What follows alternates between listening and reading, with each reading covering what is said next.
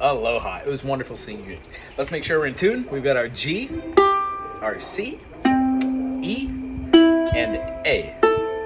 All right. So the chord review, I would just do that as soon as I pick up my instrument.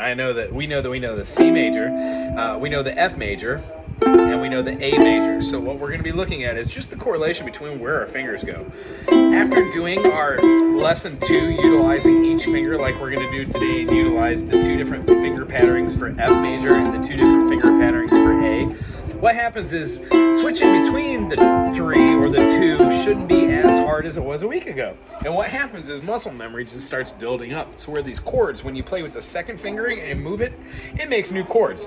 I'm going to go through all those chords at the end of this, but the basic lesson is going to be lesson 1 and lesson 2 again. Our spidey exercises. The point of this is to keep our fingers pointing,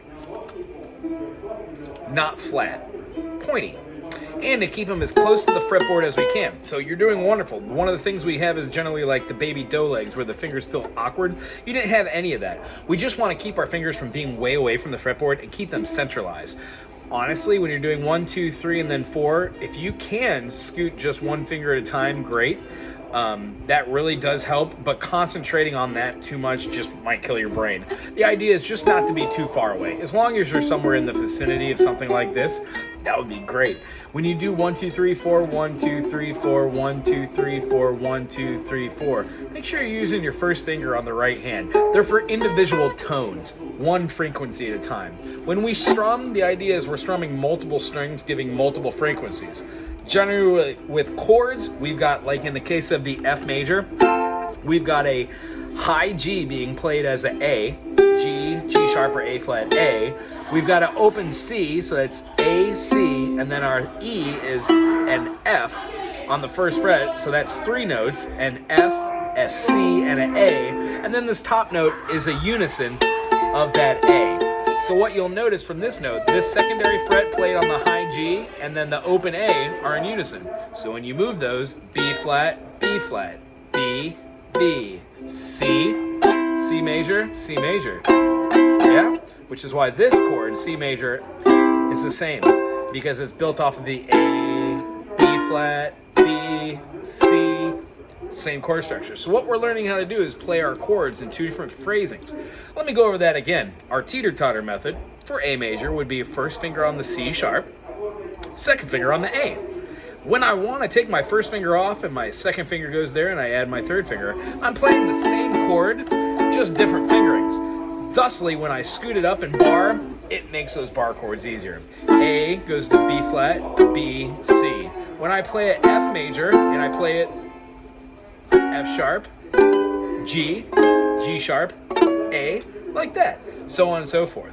So what we're going to do today is take our lesson of the right hand rhythm for the quarters, and we're going to transpose it using the F and the A going back and forth.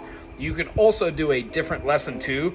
One would be going from F to A, F to A, F to A, F to A, using the rhythm, switching on the and of 1.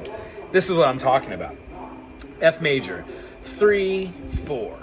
1, 2, 3, 4.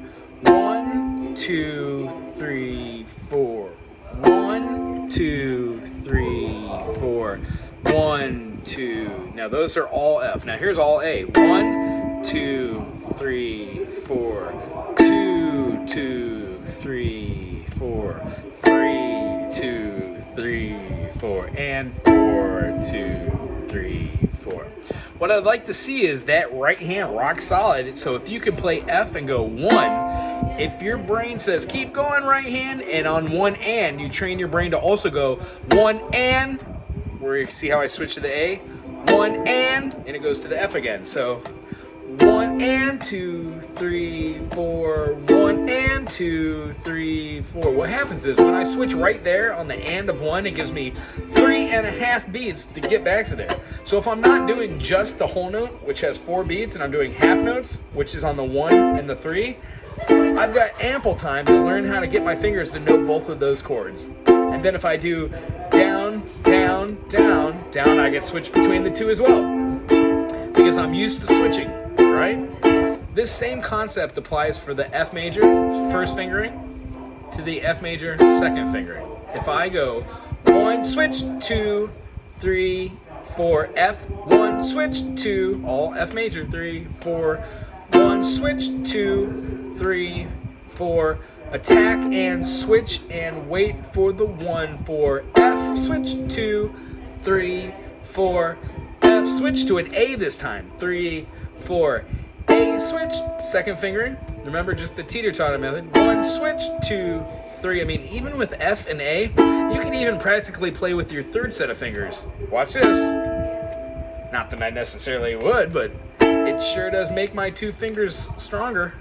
There's my F, 3, 4, F, 2, 3, 4, F. The point of this secondary lesson is to get our fingers to switch from an F to an F or an F to an A on the and of 1 using 1 and 2 and 3 and 4 and influence. So we have influence and switch. Influence, switch. Here's what it sounds like with chords. Influence, switch. Influence, switch. Thusly, it's preparing us for our next chord structure. We will find after doing lesson 1 and lesson 2 over and over again every day that our fingers will become stronger and more fluid. These are half-step diatonic chromatic movements. Thusly, when we get through all of these, we're eventually going to stop saying just half-step, half-step, half-step, half-step, and do maybe like half-step, whole step, half-step, whole step, half-step, whole step, half-step, whole step, which is a modal structure called, well, it's a diminished modal structure. It's called a whole tone or a half tone scale. Anywho, the fact that you could hear that today in practice is wonderful. We're going to have lots of fun talking about modal structures. So, in review for this week, take every chord that you've been doing and do the lesson 2 with it, switching in between ways of playing it. So if it's just C, you could still do C, switch, 2, 3, 4, C, switch, 2, 3, 4, C, switch, 2, and if you're tired of doing whole notes, 1, 2, 3, 4, then play on the 1 and the 3. 1 and 2 and 3, switch, 4 and 1 and switch and 3, switch, 4 and 1 and 2 and 3 and 4 and it still does the same thing except you get to move your fingers faster. If you switch on all your quarters, all downstrokes, rather than just on the 1 and the 3, 1 and 2 and 3 and 4, it just looks fluid. Yeah? And then 8th notes, or, ooh, that's hard. And I don't even know if I can do 16th. Ooh, that's really hard. I don't know if I've ever tried doing that with individual fingers. Maybe I should. Anywho, it was very nice seeing you, very nice meeting you. Go with last week's lessons, start pancaking them. None of these lessons go away. They keep going. The new chord of the day when we're moving these through, if we had a C, F, A, we can work on our G major as well, and knowing that we could play our G major in both of these fingerings, work on the secondary fingering with that as well. The next chord we're going to go to is going to be a D major right here, and I'm going to explain how when you bar all of them, it's a B minor, and when you lift off just that note at the top, the A, by bending your finger, having flat notes on the bottom 3, giving us the A note, the D note, and the F sharp. Those 3 notes in combination with the open A give us a D major. That's what we're going to be going over next week and showing us how to move that up to an E. Thusly, will give us all of our cage system chords so you and I can start rocking out some songs in different keys and start talking about dominant and diminished sevenths. I really enjoyed seeing you. I'll see you next week. Aloha.